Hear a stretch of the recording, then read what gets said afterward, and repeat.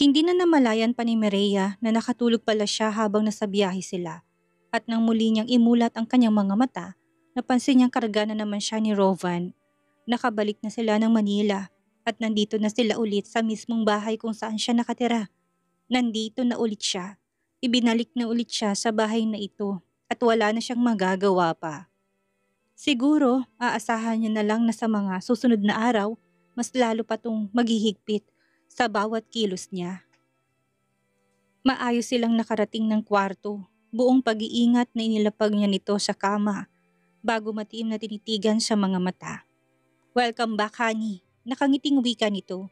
Hindi siya nakaimik, akmang tatayo sana siya nang bigla siya nitong pigilan. "Saan ka pupunta?" Seryosong tanong nito. Hindi niya malaman kung anong isasagot niya.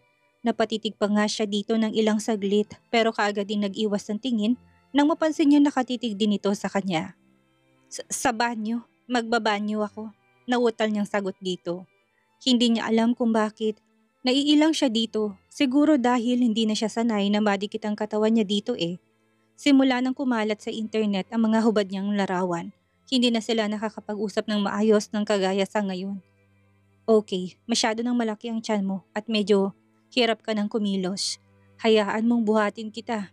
Seryosong sambit nito at hindi na ulit siya nakapalagpa. Nang muli na naman siyang buhatin. Diretso ng banyo at hindi niya mapigilan ang mapahiyaw sa gulat nang basta na lang siya nitong ibinaba sa bathtub na may tubig. "Rovan, ano ba? Anong ginagawa mo?"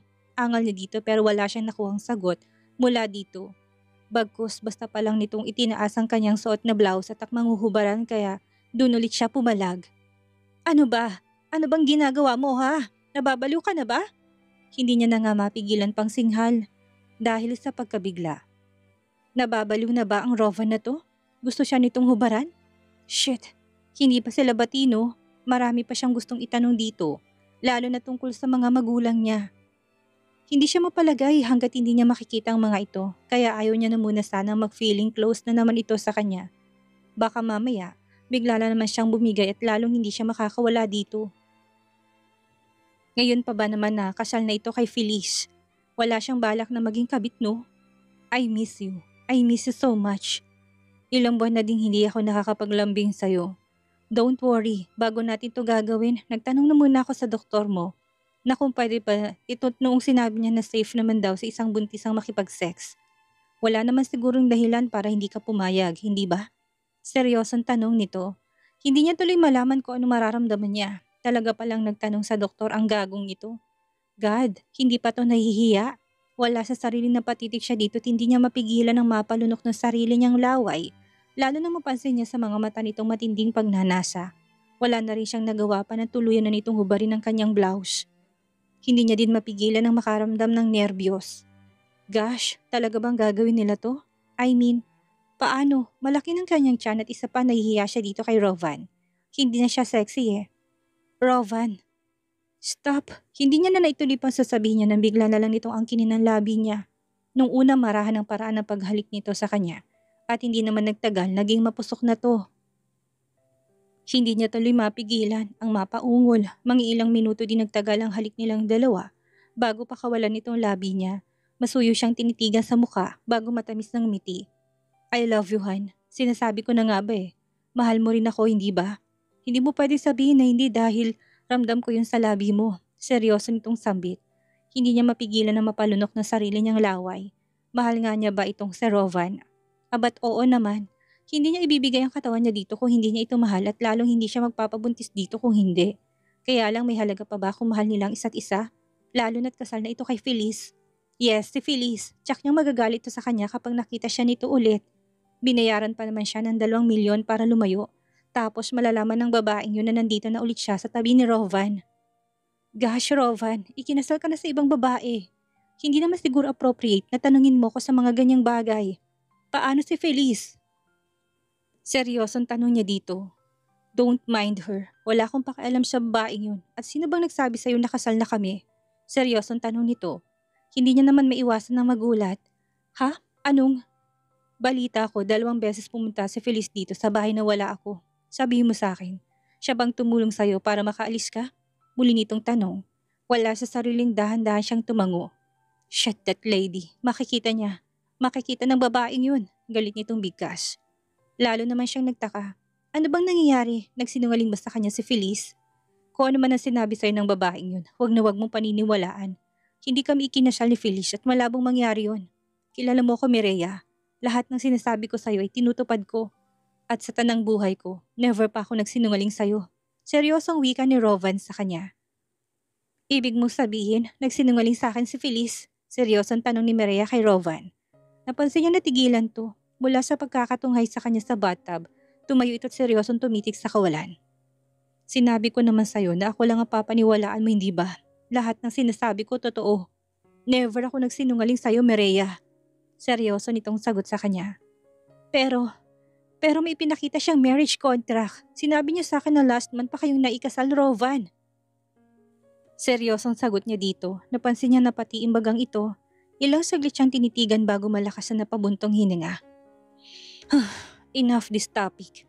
Tapusin mo ng paliligo mo. Hindi ka pwedeng magbabad ng matagal sa tubig, lalo na sa kalagayan mo ngayon. Seryosong sagot nito sa kanya at mabilis nitong naglakad. Naiwan naman siyang naguguluhan, kay lilis magbago ng emotions ni Rovan. Kanina gusto siya nitong angkinin pero nang napag-usapan nilang tungkol kay Feliz, biglang nagbagong mood nito. Feeling niya tuloy ngayon siya ito may problema. Halos 5 minuto lang siya nagbabad sa tubig ng bata bago siya nagpa-siyang mag-shower. Mabilis ang ligo lang ang ginawa niya. Pinatuyo yung buhok gamit ang hair dryer at nagsuot ng bathrobe. Pagkalabas niya ng banyo, hindi niya na naabutan pa si Rovan pero may mga pagkain sa mesa. Nagpasya siyang kumain na muna habang hindi niya maiwasang pag-isipan ang susunod na hakbang na gagawin niya. Nandito na ulit siya sa mga kamay ni Rovan at hindi niya alam kung anong gagawin niya. Alam niya sa sarili niya na mahihirapan na siyang makatakas dito. Isa pa, nag-aalala din siya sa kalagayan ng mga magulang niya. Dahil halos umaga na rin siyang nakatulog, tinanghali na siya ng nagising. Pagmulat pa lang ng mga mata niya, mukha ni Rovan ang unang bumungad sa kanya. Nakatunghay na naman to sa kanya kaya dali-dali siya napabangon at mabilis na nag-iwas ng tingin dito. Good morning, kamusta ang tulog mo? Malambing na tanong nito. Good afternoon, ayos lang. Sorry na pahabang tulog ko. Sagot niya naman hindi kaagad dito. It's okay. By the way, kumain ka na. Lalabas tayo ngayon. Kailangan nating pumunta sa ospital para matingnan ang kalagayan yung dalawa ni baby. Pagkatapos, bibili pa tayo ng mga ngilan-ngilan niyang kailangan. Seryosong wika nito. Hindi niya naman mapigilan ng magulat. 7 buwan pa lang ang tiyan niya at masyado pa yatang maaga para mamili na mga kailangan ni baby. Well, dahil itong gusto ni Rovan, wala na siyang nagawa pa. Kung hindi ang pumayag na rin. Kumain lang sila at pagkatapos noon, umalis na rin sila ng bahay. Sakay na sasakyan na may 5 mga bodyguards na nakabuntot. Kaagad na rin silang bumiyahe patungo sa ospital. Pagdating ng ospital, kaagad din naman siyang inasikaso ng doktor. Tinignan na rin ang gender ng baby at kitang-kita niya tuwa sa mga mata ni Rovan nang kumpirmahin ng doktor na lalaki ang magiging unang anak nila. Kahit papano hindi rin niya maiwasang makaramdam ng tuwa dahil sa mga nalaman. Lalaki ang panganay nila at excited na rin siya masilayan ng panganay nilang dalawa ni Rovan. Pagkagaling sa ospital, diretso na sila sa pinakamalapit na mall. Halata talaga kay Rovan na excited itong magkaanak dahil kahit na hindi pa kailangan ng baby, gusto na kaagad itong bilihin. Kahit papano, masaya rin naman siya sa mga ipinapakitang pag-uugali ni Rovan. Ngayon pa lang nakikinikinita na niya na magiging mabuti itong ama sa anak nila. Sa paglipas ng mga araw niya sa bahay ni Rovan, naging kaswal naman ang pakikitungo nila sa isa't isa. Napapansin niya din na hindi na kagaya ng dati ang pakikitungo nito sa kanya. Hindi na ito ang dating Rovan na sobrang sweet sa kanya pero gayunpaman, hindi niya na lang din binigyang pansin pa. Lalo na't baka iniisip lang din itong kalagayan niya. Eat this one, maganda to sa health ng bata. Kasalukuyan siya nagbabasa ng libro dito sa garden na bigla na lang siyang lapitan ni Rovan. May nilapag itong isang bowl ng prutas sa harapan kaya niya wala sa sarili nagangat siya ng tingin.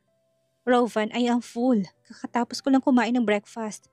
Seryosong sagot niya dito. Talagang busog pa siya dahil marami pa rin siyang kinain kanina. Feeling niya nga ang bilis na nagdagan ng timbang niya dahil wala na siyang ginawa kundi kumain ng kumain. Mireya, para sa baby natin to, kailangan niya mga pagkain na ito para maging healthy siya sa paglabas niya. Gate nito sa kanya. Siyang malakas na buntong hiningang pinakawalan niya bago niya ito seryosong hinarap. Busog ako. Halos wala pang 1 oras ako natapos kumain ng agahan at hindi pa bumababa ang mga kinain ko. Regarding naman sa anak mo, ayos lang siya. Healthy siya. Seryosong sagot niya dito. Even though, lumalaki ng anak ko sa sinapupunan mo at gusto kong ibigay ang best of the best sa kanya habang nasa tiyan mo pa lang siya. Please, sundin mong gusto ko. Kakainin mo to kung ayaw mo kong magalit. Seryosong sagot nito na labis niyang ikinagulat. Ito ang kauna-unahang pagkakataon na pinagbantaan siya nito. Wala sa sariling napatitig siya dito at nang mapansin niya. Ang matalim nitong pagtitig sa kanya ay wala na siyang nagawa pa. Kung hindi hawakan ng tinidor at nagumpisang kainin ng mga prutas na nasa harapan niya. Alam kong hindi ka pa ready na maging ina dahil sa mga nangyari na nakaraang buwan. Kung bakit kasi ang hirap hulihin ng Jonas na yun eh. Hindi ko tuloy siya maiharap sa'yo para kusa na siyang umamin na wala naman talaga akong kinalaman sa mga scandals na nangyari ng mga nakaraang buwan. Seryosong muli nitong wika. Hindi naman siya nakaimik bilang sinalaki ng matinding lungkot sa puso niya. Ayaw niya na sanang pag-usapan pang tungkol sa mga larawan niya pero inopen up na naman ito.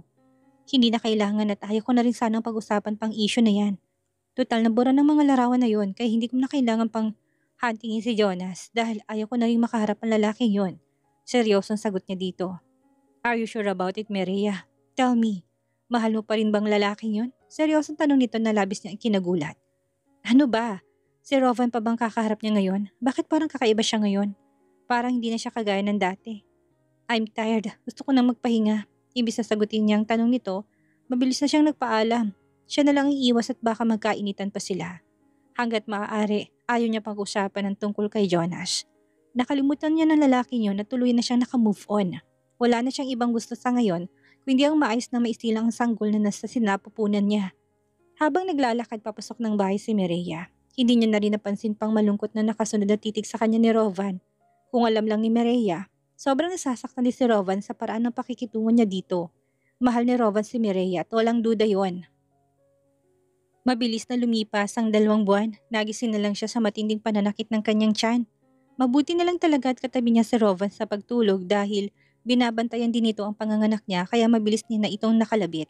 Nagising naman kaagad ito at kita niya pang mga pagkataranta sa mukha nito nang dinaluhan siya. Sa loob ng ilang buwan na hindi okay ang relasyon nila, muli niyang naramdaman ang pag-aalala ni Rovan para sa kanya. Nadala naman kaagad siya sa ospital at maayos na nailuwal ang sanggol. Dahil normal delivery ang nangyari pagkatapos niyang manganak kaagad din siyang nakatulog. Pagkatapos niya marinig ang iyak ng baby niya, nagising siya ulit na nasa private room na siya ng isang hospital. Sa muling pagmulat ng kanyang mga mata, isa sa mga kasambahay ang unang sumalubong sa kanyang paningin. Manang, si Rovan po. Nakangiti niya tanong dito. Ewan niya kung normal lang ba itong nararamdaman niya pero nakakaramdam siya ng matinding panghihina. Nasa nursery po ma'am. Halos ayaw pong iwan ni sir ang anak niyo. Tuwang-tuwa po siya. Sagot niya naman kagad nito sa kanya. Ganun po ba? Kumusta po si baby? Teka lang, gusto ko lang di siya makita. Nakangiting sagot niya dito. Akmang babangon na sana siya nang biglang bumukas ang pintuan ng kwarto. Pumasok ang hindi inaasahang bisita kaya natigilan siya. Saglit siyang napatitig kay Manang bago siya muling napatingin kay Feliz. Yes, si Feliz lang naman ang dumating at ngayon niya lang ulit ito nakita simula nang bumalik siya sa bahay ni Rovan. Hello, Mireya. Nakangisi nitong bigkas. Malakas naman siyang napabuntong hininga, inaasahan niya na galit sa kanyang babaeng ito dahil hindi niya natupad ang pangako niya dito na hindi na siya babalik pa kay Rovan. Mabuti naman at nagpakita ka sa akin. Kitagal kitang hinintay para ibalik sa yung 2 milyon mo. Seryoso niyang bigkas. Nagulat na lang siya nang malakas itong tumawa. Ang 2 milyon ko? Wag na, naibigay ko na sa'yo yon at hindi ko na kailangan. Hindi man natupad ang usapan natin noon, alam kong tutuparin naman ni Rovan yun ngayon. Nakangisi nitong sagot sa kanya. Naguguluhan naman siyang napatitig dito. Hindi niya na naman kasi na-gets kung anong ibig sabihin nitong si Feliz. Nakapanganak ka na't hindi ka ba nagtataka kung bakit wala si Rovan sa tabi mo ngayon? Just because natupad niya ng gusto niya at yun ang makuhang baby niya sa'yo. Natatawa nitong bigkas na labis niya ikinagulat. Anong ibig mo sabihin? Hindi totoo yan. Ginugood time mo lang ako dahil nasa nursery room si Rovan at binabantayan ng anak namin. Seryosong sagot niya dito. Isang malakas na pagtawa ang pinakawalan ni Feliz at mabilis na itong naglakad. Palabas ng pintuan na silid. Naguguluhan naman siyang nasundan ito ng tingin. Manang, tulungan niyo ako. Pupuntahan natin ang anak ko sa nursery room. Please. Nakikiusap niyang bigkas dito. Kagad naman nag-request si Manang ng wheelchair at ilang saglit lang. Tinahak na nila ang way patungo sa nursery room. Pagdating ng nursery room, tinanong niya kagad ang nurse on duty kung pwede niya bang makita ang kanyang anak at ganun na lang ang matinding pagkagulat niya sa naging sagot nito. I am sorry, Mrs. Pero patay pong bata nung niluwal niyo. Seryoso niyang bigkas na labis na ikinagulat. Bago siya nawala ng malay pagkatapos ng mga anak, narinig niya pang malakas na pag-iyak ng anak niya. Paano nasabi ng mga to na patay ng anak niya? Ano? Nurse, baka nagkakamali ka lang. Teka lang, nasan si Rovan? Sinabi sa akin naman na nandito lang siya na binabantay niya ng anak namin. Umiyak niya tanong dito. I am sorry pero nagsasabi po ako ng totoo. Sagot ng nurse sa kanya at mabilis na itong pumasok sa loob ng nursery room. Naiwan naman siyang naguguluhan. Napaka-imposible kasi talaga ng sinabi nito Hindi namatay ang anak niya dahil narinig niya pa nga na ang iyak nito bago siya nawala ng malay. Hindi niya mapigilan ng mapaiyak. Hindi kayang tanggapin ng isipan niya na pagkatapos ng dalhin sa loob ng 9 na buwan ng anak niya, ay mamamatay lang din pala. Wala na siyang nagawa pa kundi ang tulalang bumalik ng kwarto. Dahil wala siyang cellphone, hindi niya din matawagan si Rovan para sana tanungin ko ano ba talagang nangyari sa baby nila. Hindi pa man nagiinit ang likod niya sa pagkakahiga sa kama, dumating naman si Rovan. Lumuluhang hinarap niya ito. Totoo ba? Totoo ba na patay ng anak natin? Seryosong tanong niya dito. Ang lungkot na nakaguhit sa mga mata nito'y kumpirmasyon na may hindi magandang nangyari. Lahat ginawa ko para maging maayos ang kalagayan ng anak natin sa sinapupunan mo. Pero hindi siya nakaligtas. Hindi ko alam kung anong kulang pero bakit? Bakit hindi mo siya naprotektahan, Mireya? Seryosong tanong nito. Halata rin sa boses nito na siyang sinisisi sa nangyari sa anak nila. Sunod-sunod siyang napailing. Hindi siya makapaniwala sa narinig. Walang naging komplikasyon ng kanyang pagbubuntis pero paano nangyari yun? Paano hindi nakasurvive ang anak niya? Hindi. Hindi totoo yan. Niloloko mo lang ako, Rovan. Nagsisinungaling ka lang. Umiiyak niyang sambit pero tanging pag-ilin lang ang naging sagot nito. Ilang segundo din itong hindi umimik bago muling nagsalita. Magpakalakas ka para makauwi ka na ng bahay. Mabilis tanggapin na mawala ng anak basta nasa tabi lang kita palagi. Pwede naman tayong gumawa ng isa pa, hindi ba? Seryoso nitong wika sabay tayo at mabilis na naglakad palabas ng kwarto. Naiwan naman siya na hindi mapigilan ng mapahagulhol ng iyak. Hindi kayang tanggapin ng puso't isip niya na ganun lang kabilis na nawalang anak niya. Hindi niya malang ito nasilayan.